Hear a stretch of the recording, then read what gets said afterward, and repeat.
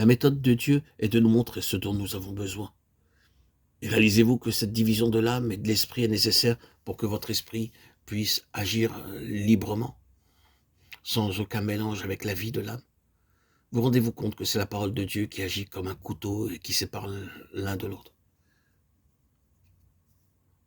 La parole de Dieu est l'arme dont Dieu se sert pour ce travail. La parole de Dieu est vivante, efficace, plus pénétrante qu'une épée à deux tranchants. Elle atteint jusqu'à la division de l'âme et de l'esprit. Hébreux 4:12. Il y a une division qui est nécessaire, produisant une séparation allant jusqu'aux jointures et aux moelles, discernant les pensées, les intentions du cœur. Littéralement en grec, les conceptions mentales se rapportant à l'intelligence. C'est la parole de Dieu qui sépare l'un de l'autre. Il est évident que nous avons tous beaucoup de conceptions mentales de la parole de Dieu et des conceptions de vérité qui ne viennent pas du Saint-Esprit. Des conceptions, par exemple, de la manière dont Dieu devrait agir, notre impuissance à discerner son action quand il agit contrairement à nos conceptions mentales. Nos idées préconçues sont certainement ce qui empêche le plus le Saint-Esprit de nous révéler la volonté de Dieu. Nous pouvons aussi avoir une conception mentale de la signification d'un verset qui empêchera le Saint-Esprit de vous en révéler toute la portée. Cette division, je le répète, est absolument nécessaire. Quand il vous semble difficile d'être guidé par Dieu, c'est parce que vous ne laissez pas Dieu vous guider clairement, et cela à cause de votre incapacité à discerner la différence entre les choses de votre entendement et les choses de votre esprit.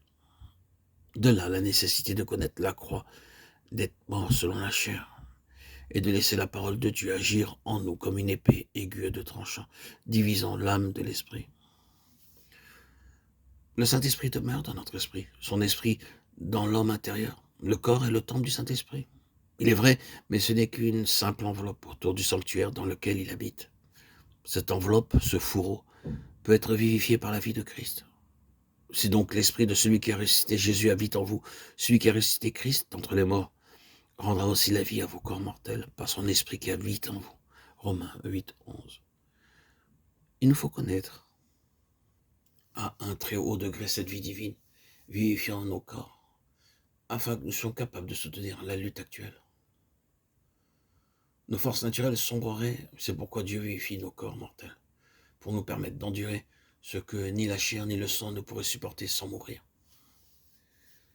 Une des tentations dans la guerre spirituelle est la fatigue corporelle. On est souvent tenté de se dire « il faut que je m'arrête » au lieu de se confier au Dieu qui ressuscite les morts, qui peut vivifier le corps mortel, pour qu'il puisse endurer et triompher dans et à travers toutes les luttes. Dieu prépare en ce moment des âmes auxquelles il enseigne le sens profond de la croix du calvaire. Rappelez-vous, confiez-vous et comptez sur la puissance de son esprit dans l'homme intérieur, Éphésiens 3:16. C'est-à-dire que le Saint-Esprit demeure dans votre esprit pour le fortifier puissamment, esprit, âme et corps, et pour accomplir toute la volonté divine en vous.